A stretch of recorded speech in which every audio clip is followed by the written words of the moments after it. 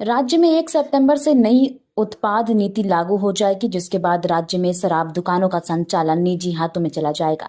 धनबाद उत्पाद विभाग ने दुकानों की बंदोबस्ती निजी शराब कारोबारियों को करने के लिए समय सीमा निर्धारित कर दी है। इसके अनुसार अगस्त तक ऑनलाइन लॉटरी आवेदन की प्रक्रिया पूरी कर ली जाएगी। इसके बाद दुकानों को लाइसेंस निर्गत कर दिया जाएगा। बता दें कि राज्य में नई उत्पाद नीति को मई में ही कैबिनेट ने स्वीकृति मिल गई थी।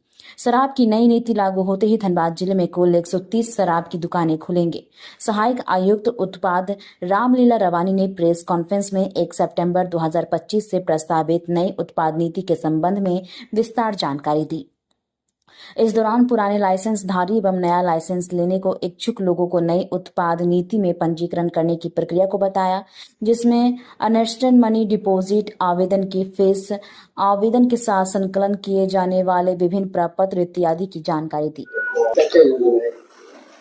अभी विगत 1 सितंबर से लेकर 31 मार्च तक नई शराब नीति 7 मई मैंने अभी मध्य हो गया साल भर का, तो 1 सितंबर से ये नई शराब उत्पाद नीति बनाई गई है, जिसमें है कि जुलाई में मैंने अगस्त जुलाई खत्म हो गया, 2-3 दिन के अंदर बिक्री अधिसूचना प्रकाशित होगी।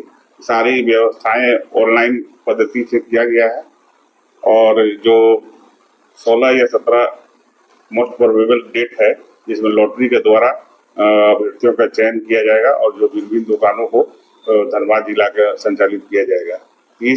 इसमें है कि आवेदन करने के लिए दुकानें लिखी हुई है, उसका एक आवेदन शुल्क होता है जो 15,000 से 25,000 है, 12,000 से नीचे देसी शराब का है, और उसमें आप आवेदन शुल्क का 18% आपको जीएसटी देना होगा और 2% वार्षिक का ईएमडी राशि के रूप में वो आपको जमा करना होगा।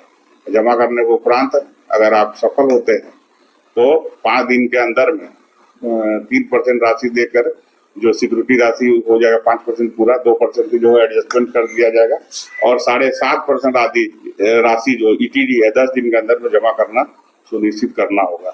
जो अभ्यर्थी इसमें सफल नहीं होंगे, मान ली लॉटरी में भाग लेंगे, उसका 2% का जो ईएमडी राशि है वो वापस कर दी जाएगी।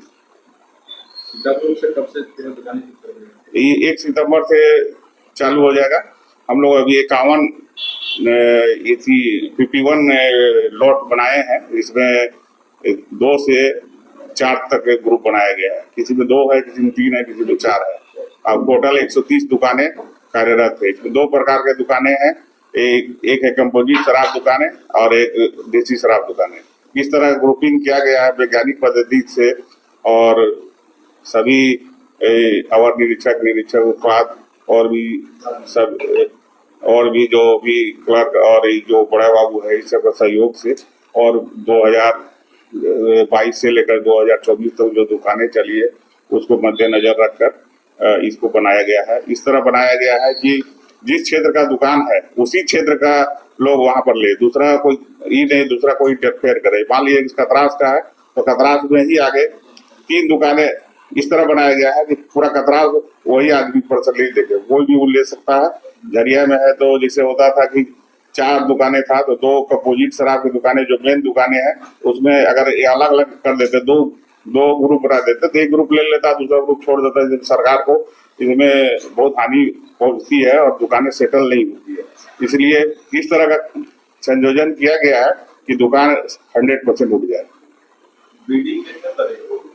बीडिंग वही 16 से लेकर 18 के बीच में इसी प्रोबेबल डेट में होगा। ऑनलाइन सारी व्यवस्थाएं ऑनलाइन है, सारा जो भी है क्राइटेरिया ऑनलाइन दिया के व्यवस्था में है। exciselottery.com या कुछ इस तरह का आएगा तो उसमें आप लोग लिख देंगे और जिसको ही समझ में नहीं आता है वो अपना कहीं से भी फॉर्म भर सकते हैं, डाउनलोड करके भर लेंगे और अपना जो ये है 2% ईएमडी राशि जो बहुत बड़ी राशि है, 2 करोड़ से लेकर हमारा 11.5 करोड़ तक का ग्रुप का दुकानें हैं, तो 2% उसका मान लीजिए कि जो भी राशि आती है उसको आपको डेबिट कार्ड, क्रेडिट कार्ड या इसी ऑनलाइन बैंकिंग के व्यवस्था एनईएफटी से करना पड़ेगा। इसलिए हर आवेदक को ये सूचित कर देना चाहते हैं कि वो अपना जो जैसे रहता है ना कार्ड में 1 लाख रुपए से अधिक निकले तो वो अपना बढ़ा ले और उस राशि को उसमें डाल सके। जो आवेदक है सर, जो अप्लाई करेंगे उसी समय 2% उनको देना है। 2% उसमें आवेदन शुल्क 18% के साथ उसको जमा करना होगा।